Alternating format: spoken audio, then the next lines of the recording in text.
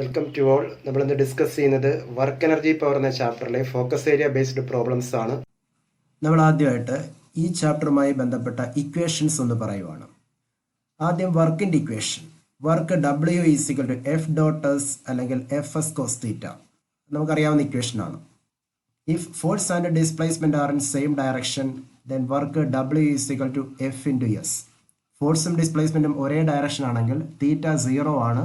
അപ്പോൾ വർക്കിൻ്റെ equation F into S എന്ന് വരും. If force and displacement are in opposite directions, then W is equal to minus Fs.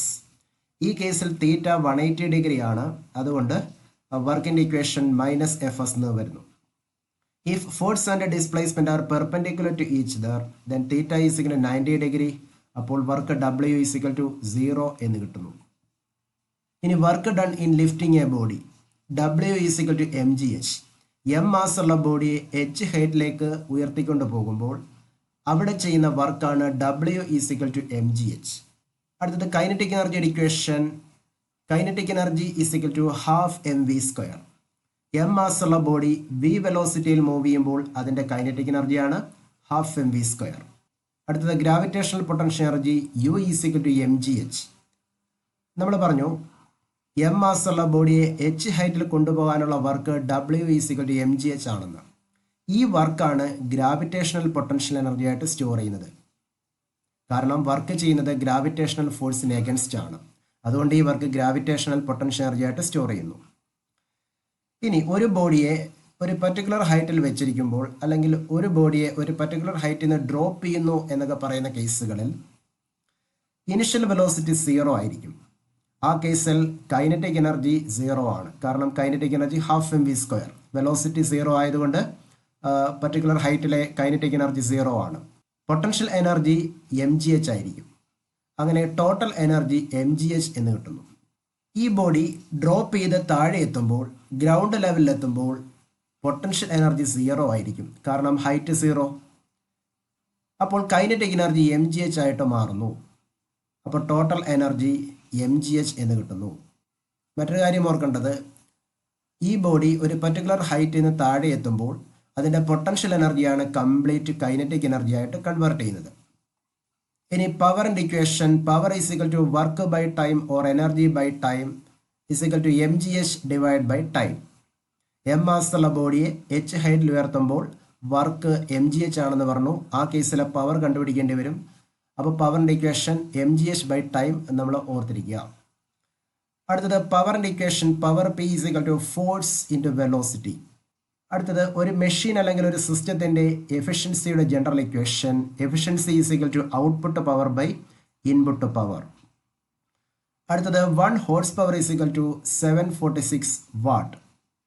ഇത്രയുമാണ് ഈ ചാപ്റ്ററിലെ ഇക്വേഷൻസ്. ഇനി നമുക്ക് എക്സസൈസുകളിലേക്ക് പോവാം. ഒന്നാമത്തെ question. Find out the sign of work done in the following cases. താഴെ പറയുന്ന കേസുകളിലെ വർക്ക് ഡണ്ണിൻ്റെ സൈൻ എഴുതുക. First, work done by a man in lifting a bucket out of a well. ഒരാൾ കിണറിൽ നിന്ന് വെള്ളവുമായി ബക്കറ്റ് മുകളിലേക്ക് ഉയർത്തുമ്പോൾ വർക്ക് ഡൺ എന്തായിരിക്കും? ബക്കറ്റ് മുകളിലേക്ക് ഉയർത്തുമ്പോൾ ഫോഴ്സ് മുകളിലേക്കാണ്, ഡിസ്പ്ലേസ്മെൻറ്റ് മുകളിലേക്കാണ്. ഫോഴ്സും ഡിസ്പ്ലേസ്മെൻറ്റും ഒരേ ഡയറക്ഷൻ ആയതുകൊണ്ട് വർക്ക് പോസിറ്റീവ് എന്ന് പറയാം. ഇനി ഇതേയാൾ തന്നെ ബക്കറ്റ് ഉയർത്തുന്നത് ഒരു കപ്പി ഉപയോഗിച്ചാണെങ്കിൽ ഫോഴ്സ് താഴേക്കാണ്, എന്നാൽ ഡിസ്പ്ലേസ്മെൻറ്റ് മുകളിലേക്കാണ്. ഫോഴ്സും ഡിസ്പ്ലേസ്മെൻറ്റും ഓപ്പോസിറ്റ് ഡയറക്ഷൻ ആയതുകൊണ്ട് വർക്ക് നെഗറ്റീവ് എന്നും പറയാം. അപ്പോൾ പോസിറ്റീവ് എന്ന് പറയുന്നതും നെഗറ്റീവ് എന്ന് പറയുന്നതും ഇതിന് ആൻസറായിട്ട് വരും. അടുത്തത് work done by friction on a body sliding down an inclined plane. ഒരു ഇൻക്ലൈൻഡ് പ്ലെയിനിൽ കൂടി ബോഡി സ്ലൈഡ് ഡൗൺ ചെയ്യുമ്പോൾ താഴേക്ക് വരുമ്പോൾ അതിൻ്റെ വർക്ക് എന്താണ്? ഈ ഫിഗർ നോക്കൂ. ഇത് ഒരു ഇൻക്ലൈൻഡ് പ്ലെയിൻ ആണ്.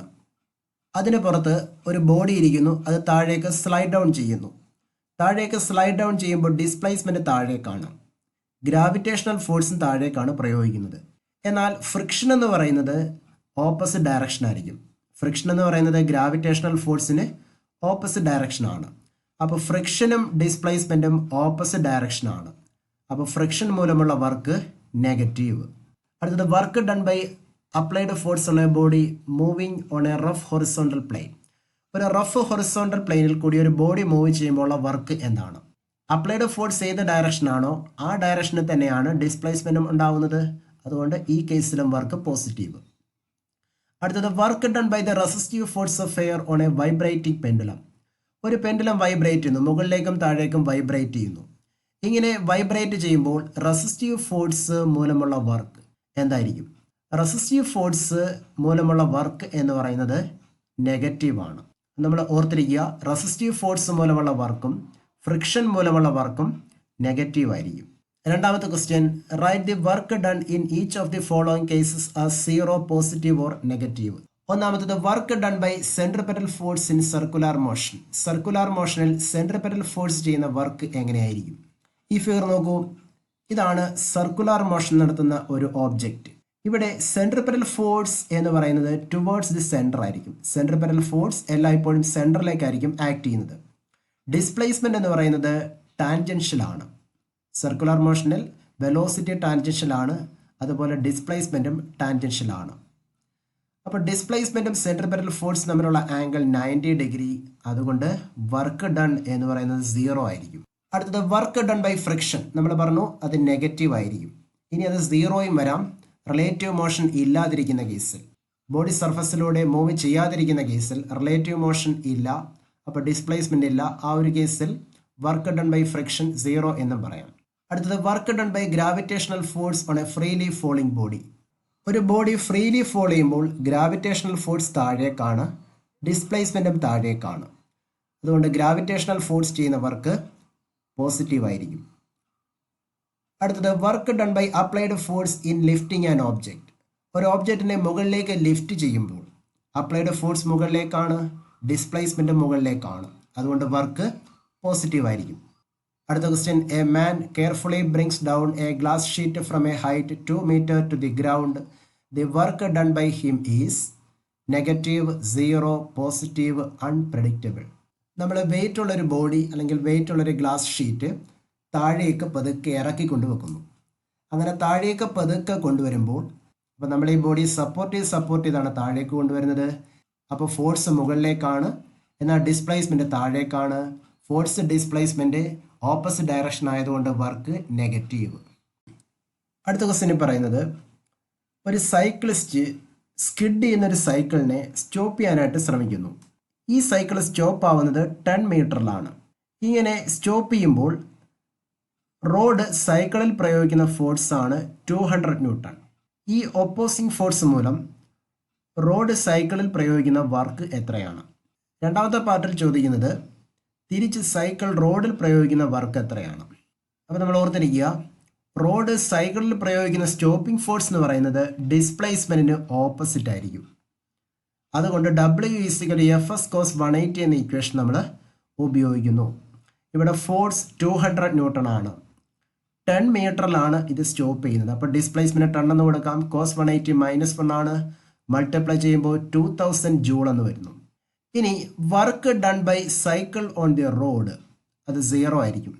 കാരണം സൈക്കിൾ റോഡിൽ ഫോഴ്സ് പ്രയോഗിക്കുന്നുണ്ട്, പക്ഷെ ഡിസ്പ്ലേസ്മെന്റ് ഇല്ല. അങ്ങനെ ഡിസ്പ്ലേസ്മെന്റ് ഇല്ലാത്തത് കൊണ്ട് വർക്ക് 0 ആയിരിക്കും.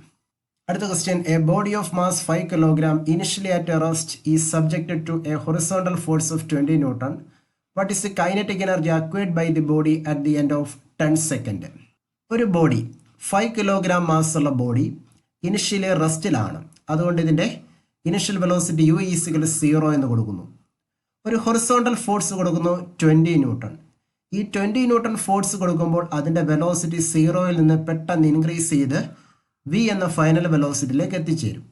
ഈ ബോഡി 10 സെക്കൻഡിൽ അക്വയർ ചെയ്യുന്ന കൈനറ്റിക് എനർജി എന്താണ് എന്നാണ് ക്വസ്റ്റ്യൻ. ഇവിടെ initial velocity u=0, final velocity കണ്ടുപിടിക്കണം. 10 സെക്കൻഡ് ആണ് ഇവിടുത്തെ ടൈം. അപ്പോൾ നമുക്ക് v=u+at എന്ന ഇക്വേഷൻ ഇവിടെ ഉപയോഗിക്കാം. യൂണിഫോം ആക്സലറേഷൻ ഇവിടെ സംഭവിക്കുന്നു എന്നുള്ള കൺസെപ്റ്റിൽ v=u+at എന്ന ഇക്വേഷൻ ഉപയോഗിക്കാം. ഇവിടെ നമ്മൾ ആദ്യം ആക്സലറേഷൻ കണ്ടുപിടിക്കണം. a=f/m. ന്യൂട്ടന്റെ സെക്കൻഡ് ലോ പ്രകാരം F=ma ആണ്. അവിടുന്ന് a=f/m കണ്ടുപിടിക്കാം. ഫോഴ്സിന്റെ വാല്യൂ 20, മാസിന്റെ വാല്യൂ 5. അപ്പോൾ ചെയ്യുമ്പോൾ 4 m/s² എന്ന ആക്സലറേഷൻ കിട്ടുന്നു. ഇനി ഫൈനൽ വെലോസിറ്റി കണ്ടുപിടിക്കണം, എന്നാൽ മാത്രമേ ഫൈനൽ കൈനറ്റിക് എനർജി കണ്ടുപിടിക്കാൻ പറ്റത്തുള്ളൂ.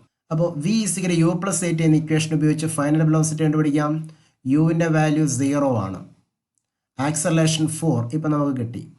ഇൻറ്റു ടൈമിൻ്റെ വാല്യൂ 10 സെക്കൻഡ് ആണ്. അപ്പോൾ ഇത് ചെയ്യുമ്പോൾ 40 മീറ്റർ പെർ സെക്കൻഡ് എന്ന് വി കിട്ടുന്നു. അതിൻ്റെ വാല്യൂ സബ്സ്റ്റിറ്റ്യൂട്ട് ചെയ്താൽ kinetic energy half M V square എന്ന ഇക്വേഷൻ ഉപയോഗിച്ച് കണ്ടുപിടിക്കാം. Half into mass 5 into v square 40 into 40 അപ്പോൾ 4000 ജൂൾ എന്ന് കിട്ടുന്നു. അടുത്ത question. In a ballistics demonstration a police officer fires a bullet of mass 50 gram with a speed of 200 meter per second on a soft plywood of thickness 2 centimeter.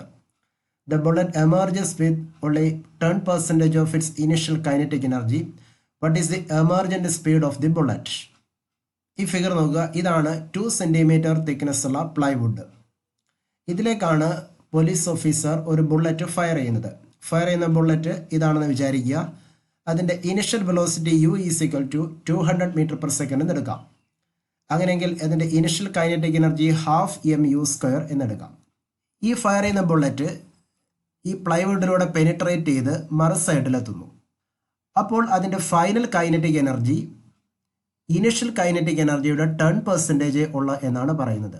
The bullet emerges with only 10% of its initial kinetic energy. അങ്ങനെയെങ്കിൽ final kinetic energy half M V square 10% of initial kinetic energy half M U square എന്നെടുക്കാം. ഇവിടെ ക്വസ്റ്റ്യനിൽ emergent speed അല്ലെങ്കിൽ final velocity V കണ്ടുപിടിക്കാൻ പറയുവാണ്. നമ്മൾ തന്നിരിക്കുന്ന mass of bullet 50 ഗ്രാമിനെ കിലോഗ്രാം ആക്കുന്നു. 50 ഗ്രാം കിലോഗ്രാം ആക്കുമ്പോൾ 50 into 10⁻³ kilogram. Thickness of plywood 2 centimetre തന്നിരിക്കുന്നു.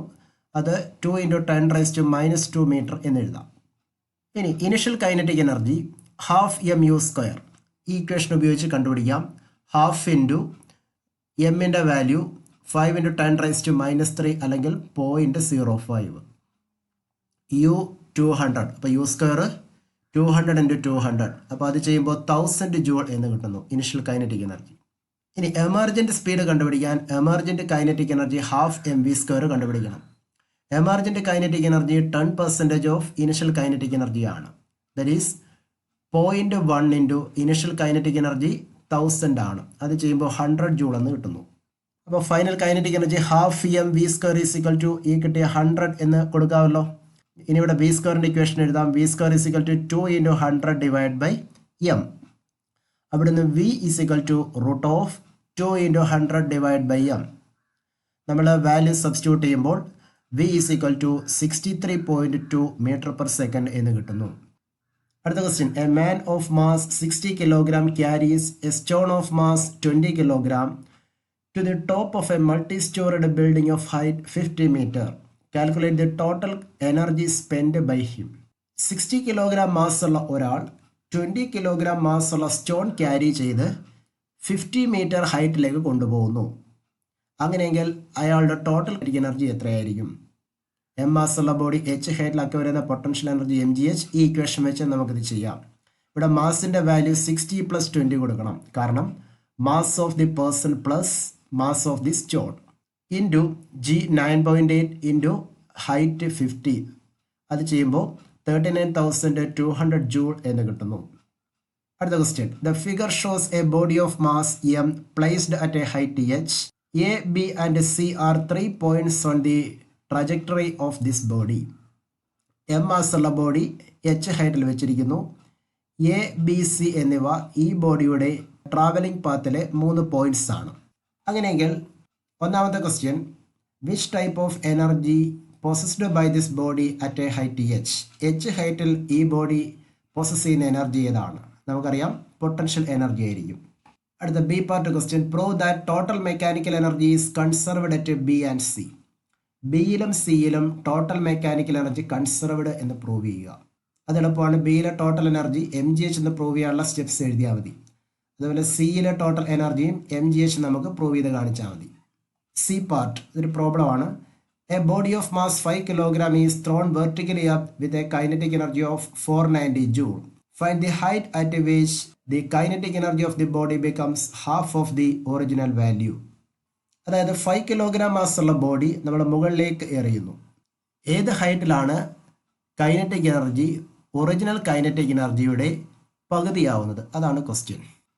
നമുക്കറിയാം ഗ്രൗണ്ട് ലെവലിൽ പൊട്ടൻഷ്യൽ എനർജി 0 ആയിരിക്കും. അതുകൊണ്ട് ടോട്ടൽ എനർജി എന്ന് പറയുന്നത് ഗ്രൗണ്ട് ലെവലിലെ കൈനറ്റിക് എനർജി ആയിരിക്കും. അത് 490 ജൂൾ എന്ന് തന്നിരിപ്പുണ്ട്. 490 ജൂൾ എന്ന കൈനറ്റിക് എനർജിയാണ് ബോഡിയെ നമ്മൾ മുകളിലേക്ക് ത്രോ ചെയ്യുന്നത്. ഈ എച്ച് എന്ന ഹൈറ്റിലാണ് കൈനറ്റിക് എനർജി ഹാഫ് ആകുന്നത് എന്ന് വിചാരിക്കുക. At this height total energy is equal to mgh plus 490/2 എന്ന് കൊടുക്കാം. അതാണ് പറയുന്നത്. At ground level, total energy is equal to 490 joule at a height h. That is, at this particular height, kinetic energy becomes half of the original kinetic energy. That is, total energy is equal to mgh plus 490/2. Total energy 490 ആണല്ലോ. Total energy എപ്പോഴും constant ആയിരിക്കും. താഴെ ആയിരിക്കുമ്പോൾ ഉള്ള total energy തന്നെയായിരിക്കും മുകളിലും കിട്ടുന്നത്. അപ്പോൾ 490 is equal to mgh plus 490/2 245 ആയിരിക്കും. അപ്പോൾ mgh ഈസ് ഈക്വൽ ടു 245 എന്ന് നമുക്ക് കിട്ടുന്നു. ഹൈറ്റിൻ്റെ വാല്യൂ കണ്ടുപിടിക്കാം. h is equal to 245 divide by mg. 245 divide by എമ്മിൻ്റെ വാല്യൂ 5 കൊടുക്കുന്നു. ജിയുടെ വാല്യൂ 10 ആണ് സബ്സ്റ്റിറ്റ്യൂട്ട് ചെയ്തിരിക്കുന്നത്. 9.8 സബ്സ്റ്റിറ്റ്യൂട്ട് ചെയ്ത് നമുക്ക് ചെയ്യാം. അപ്പോൾ നമുക്ക് കിട്ടുന്ന വാല്യൂ ആണ് 4.9 മീറ്റർ. അതായത് 4.9 മീറ്റർ എന്ന ഹൈറ്റിലാണ് കൈനറ്റിക് എനർജി ഇനിഷ്യൽ കൈനറ്റിക് എനർജിയുടെ ഹാഫ് വാല്യൂ ആയിട്ട് മാറുന്നത്. അടുത്ത question. A ball at a rest is dropped from a height of 12 metre. It loses 25% of its kinetic energy on striking the ground. Find the height to which it bounces. ഈ figure നോക്കൂ. ഒരു body drop ചെയ്യുന്നു. ഒരു particular ഹൈറ്റിൽ നിന്നാണ് body drop ചെയ്യുന്നത്. Body drop ചെയ്ത് താഴെ എത്തുമ്പോൾ 25% ഓഫ് കൈനറ്റിക് എനർജി നഷ്ടപ്പെടുന്നുണ്ട്. ഇങ്ങനെ താഴെ വന്ന് ഇടിക്കുന്ന ബോഡി അതിനുശേഷം കുറച്ചൊന്ന് ഉയർന്നു പോകും. അങ്ങനെ ഉയർന്നു പോകുമ്പോൾ എത്ര ഹൈറ്റിലേക്കാണ് ഇത് ഉയർന്നു പോകുന്നത്? അതാണ് നമ്മുടെ ക്വസ്റ്റ്യൻ. നമ്മൾ ഇവിടെ ഓർത്തിരിക്കേണ്ട ഒരു കാര്യം, ഒരു ബോഡി ഒരു പർട്ടിക്കുലർ ഹൈറ്റിലായിരിക്കുമ്പോൾ അതിൻ്റെ ടോട്ടൽ എനർജി എന്ന് പറയുന്നത് പൊട്ടൻഷ്യൽ എനർജി ആയിരിക്കും. അത് mgh ആയിരിക്കും. ഈ ബോഡി ഡ്രോപ്പ് ചെയ്ത് താഴേക്ക് വരുന്നു. അത് താഴെ വന്ന് സ്ട്രൈക്ക് ചെയ്യുമ്പോൾ അതിൻ്റെ കൈനറ്റിക് എനർജി അറ്റ് ബോട്ടം എന്ന് പറയുന്നത് പൊട്ടൻഷ്യൽ എനർജി അറ്റ് ടോപ്പ് ആയിരിക്കും. അതാണ് നമുക്ക് വേണ്ട ഒന്നാമത്തെ ഐഡിയ. ഇനി ഈ ബോഡി താഴെ സ്ട്രൈക്ക് ചെയ്തു, അതിന് 25% എനർജി നഷ്ടമായി. ഇത് ഉയർന്നു പോകുന്നത് ബാക്കി 75% കൈനറ്റിക് എനർജിയോടുകൂടിയായിരിക്കും. അതാണ് നമുക്ക് വേണ്ട രണ്ടാമത്തെ ഐഡിയ. അപ്പോൾ നമ്മൾ സ്റ്റെപ്പ് എഴുതുന്നു. Kinetic energy at bottom is equal to potential energy at top. That is mg into 12. Potential energy at bouncing height is equal to 75% of kinetic energy at bottom. Potential energy at bouncing ഹൈറ്റിന് mgh' എന്ന് കൊടുക്കുന്നു. കാരണം ഈ height h' നമ്മൾ കൊടുത്തത്. അപ്പോൾ mgh' is equal to 0.75 into kinetic energy at bottom mg into 12. mg cancel ആവുന്നു. ബാക്കി h' is equal to 0.75 into 12. That is equal to 9 metre. അടുത്ത question. Select the correct alternative. When a conservative force does positive work on a body, the potential energy of the body. ഒരു conservative force ബോഡിയിൽ positive work ചെയ്യുമ്പോൾ ആ ബോഡിയുടെ potential energy decrease ചെയ്യുന്നു. അടുത്തത്. Work done by a body against friction always result in a loss of its kinetic energy.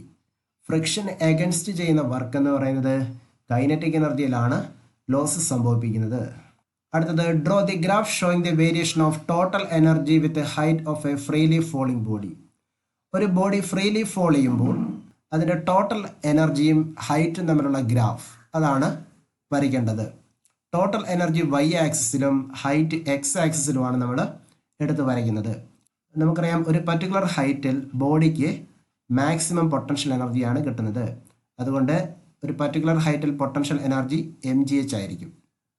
ഈ body drop ചെയ്ത് താഴെ എത്തുമ്പോൾ ഹൈറ്റ് 0, ആ കേസിൽ പൊട്ടൻഷ്യൽ എനർജി 0. അപ്പോൾ ഈ മുകളിലേക്ക് കാണിച്ചിരിക്കുന്ന ഈ ബ്ലൂ കളർ ഗ്രാഫ് പൊട്ടൻഷ്യൽ എനർജിയുടെ ഗ്രാഫാണ്. ഇനി നമുക്കറിയാം ബോഡി പർട്ടിക്കുലർ ഹൈറ്റിലായിരിക്കുമ്പോൾ അതിൻ്റെ കൈനറ്റിക് എനർജി 0. ബോഡി ഡ്രോപ്പ് ചെയ്ത് താഴെ എത്തുമ്പോൾ താഴെ നല്ല വെലോസിറ്റിയിലാണ് വന്ന് അത് സ്ട്രൈക്ക് ചെയ്യുന്നത്. അതുകൊണ്ട് കൈനറ്റിക് എനർജി മാക്സിമം ആയിരിക്കും. ആ മാക്സിമം കൈനറ്റിക് എനർജി mgh ആയിരിക്കും. അപ്പോൾ ഈ ഗ്രീൻ കളർ ഗ്രാഫ് സൂചിപ്പിക്കുന്നത് കൈനറ്റിക് എനർജിയാണ്. Next, show that the potential energy of a body is completely converted into its kinetic energy during its free fall under gravity. ഇത് നമുക്ക് prove ചെയ്യാം. Law of conservation of എനർജിയുടെ പ്രൂഫിൽ എയിലെ total energy potential energy ആയിരിക്കും mgh എന്ന് prove ചെയ്തു. സിയിലെ total energy kinetic എനർജിക്ക് equal ആയിരിക്കും, അത് mgh ആയിരിക്കും. അപ്പോൾ നമുക്ക് പറയാം എയിലെ പൊട്ടൻഷ്യൽ എനർജിയാണ് സിയിൽ കംപ്ലീറ്റ്ലി കൈനറ്റിക് എനർജി ആയിട്ട് കൺവേർട്ട് ചെയ്യപ്പെട്ടത്. അടുത്ത question, derive the relation between power and velocity.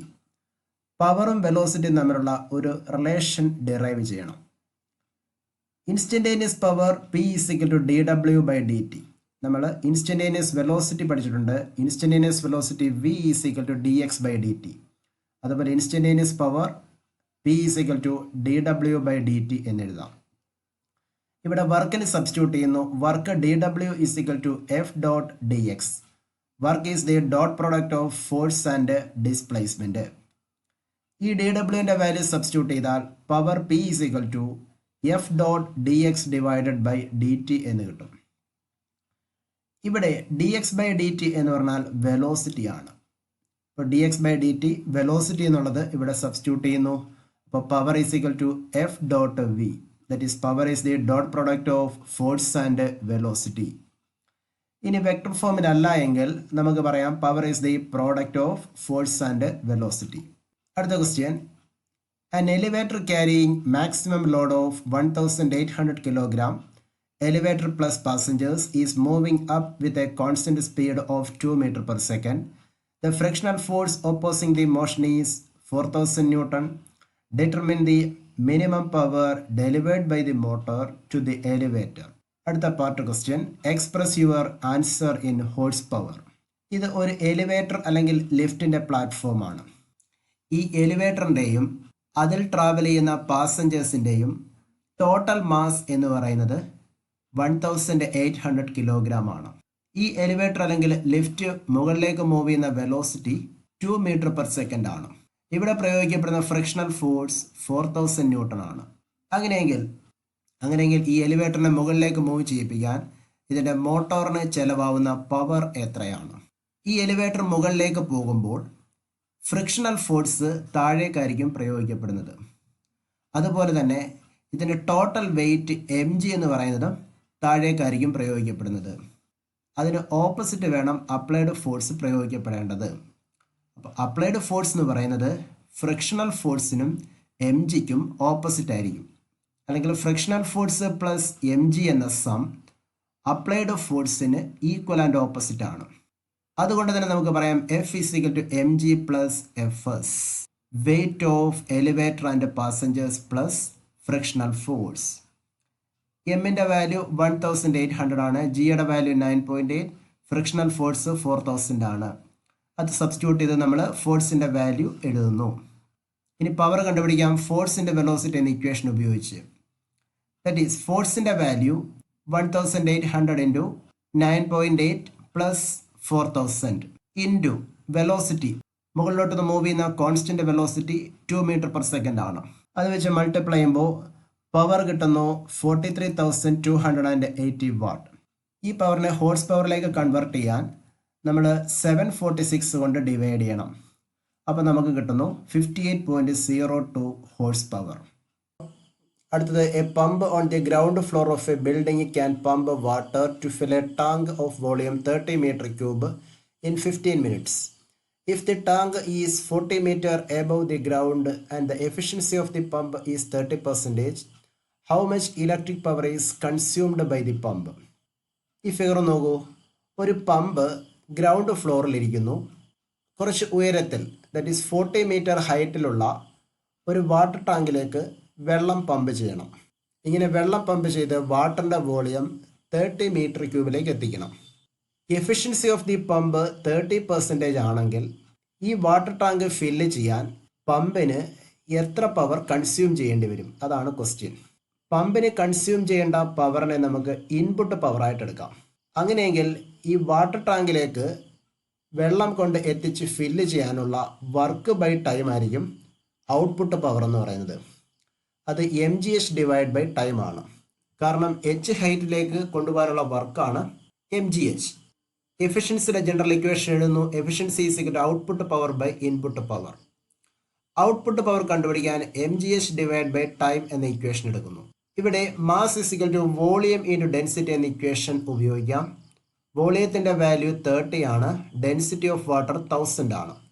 അപ്പോൾ mgh ബൈ ടി എന്നുള്ളത് v rho gh by t എന്നായി മാറുന്നു.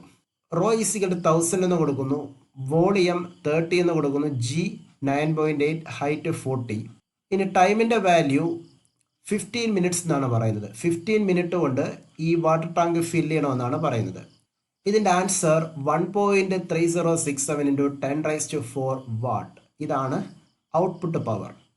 ഇനി ഇൻപുട്ട് പവർ കണ്ടുപിടിക്കാൻ ഔട്ട്പുട്ട് പവർ ബൈ എഫിഷ്യൻസി എന്ന ഇക്വേഷൻ ഉപയോഗിക്കാം. സബ്സ്റ്റിറ്റ്യൂട്ട് ചെയ്യുമ്പോൾ 1.3067 ഇൻറ്റു 10⁻⁴ ഡിവൈഡഡ് ബൈ എഫിഷ്യൻസി 30% ആയതുകൊണ്ട് 0.3 എന്ന ഡിനോമിനേറ്ററെ കൊടുക്കാം. അത് ചെയ്യുമ്പോൾ 43.56 ഇൻറ്റു 10⁻³ വാട്ട്. അതായിരിക്കും ഇവിടുത്തെ പവർ കൺസ്യൂംഡ് അല്ലെങ്കിൽ ഇൻപുട്ട് പവർ.